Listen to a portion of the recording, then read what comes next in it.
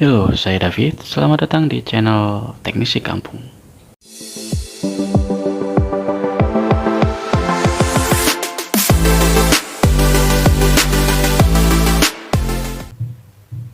Jadi, sebelum kita lanjut tarik-tarikan trigger di lapangan tembak, saya akan bahas secara santai terlebih dahulu tentang jenis-jenis unit, basic, maintain, dan customize. Nanti ketika materi ini selesai, baru nanti kita bisa main di lapangan tembak. Tapi itu nanti, kita bahas ini dulu. Ini tak bikin beberapa part, step by step, agar kalian bisa lebih memahami. Oke, labas. Kita langsung mulai dari jenis unit. Umumnya unit airsoft itu ada beberapa jenis, yaitu AIK, elektrik, pakai baterai, biasanya untuk unit-unit laras panjang atau serbu ya. Kemudian untuk spring, gampangannya kayak mainan pistol yang sering dipakai anak-anak kecil itu, yang satu kali kokang, satu kali tembak. Ataupun di seri rifle bolt action itu juga pakai sistem spring ya. Tapi kita nggak akan bahas itu dulu. Yang kita bahas adalah jenis gas yang mana di sini dibagi jadi dua, yaitu CO2 dan green gas, kayak gini ya. Ini populer banget di Indonesia dan kebanyakan ada di jenis handgun, pistol maupun revolver. Nah, di seri CO2 dan green gas ini dibagi lagi, yaitu jadi GBB dan NBB. Nah, apa itu GBB dan NBB?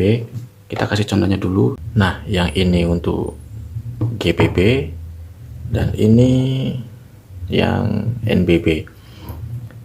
Nah, tak jelasin dulu yang GBB.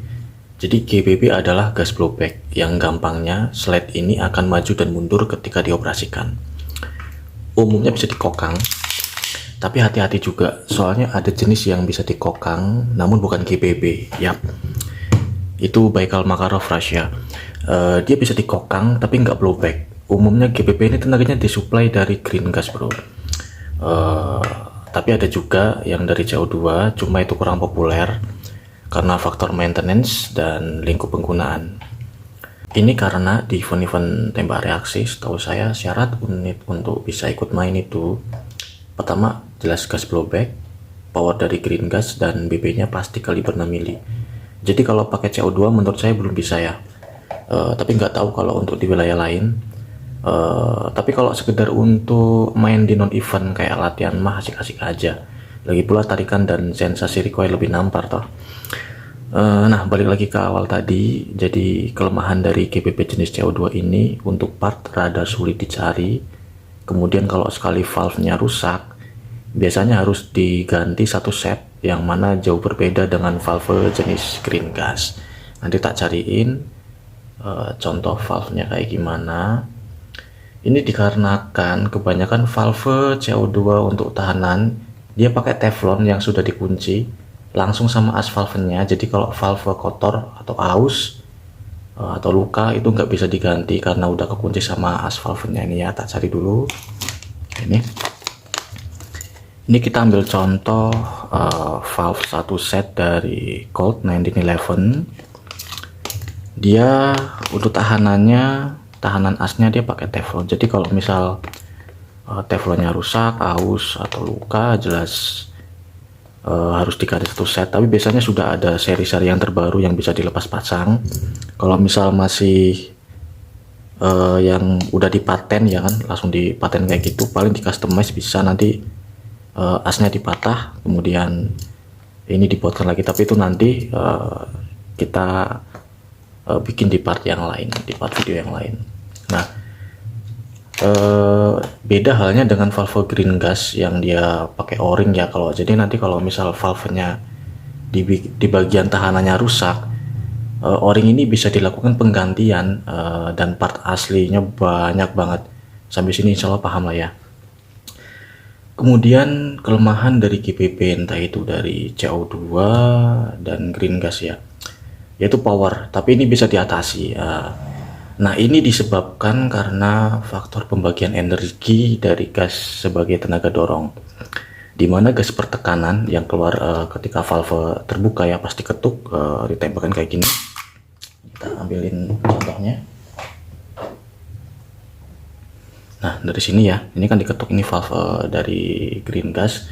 Nah, faktor pembagian energi dari gas sebagai tenaga dorong ini bakal dibagi jadi dua. Yang pertama, untuk mendorong BB keluar dari lorong ya. Terus sebagian lagi untuk mendorong slide ke belakang kayak gini. Ya. Nah, biasanya presentasi hasil bagi ini adalah 60-40 atau 70-30, tergantung settingan yang kalian buat. Kita taruh dulu biar lebih gampang. Terus secara otomatis sistem pembagian seperti ini menyebabkan tenaga dorong dari gas terbagi dan tidak 100% mendorong BB ya. Ini yang kemudian menyebabkan GBB tidak mendapatkan power yang besar. Jadi kalau untuk teman-teman yang pengen dapetin power besar, jangan terlalu berharap di unit GBB ya. Apa ya namanya ya, kalau aku sendiri sih ya, toh kita main tembak reaksi airsoft, yang dibutuhkan adalah stability-nya dan akurasinya. Namun beda dengan para pecinta power yang mereka lebih sering milih seri NBB. Biasanya ada sensasi yang lebih menyenangkan ketika mengenai target, kan ada bunyi kling gitu kan, lebih keras gitu. Nah, terus NBB itu apa sih? Nah, ini contoh NBB-nya ya.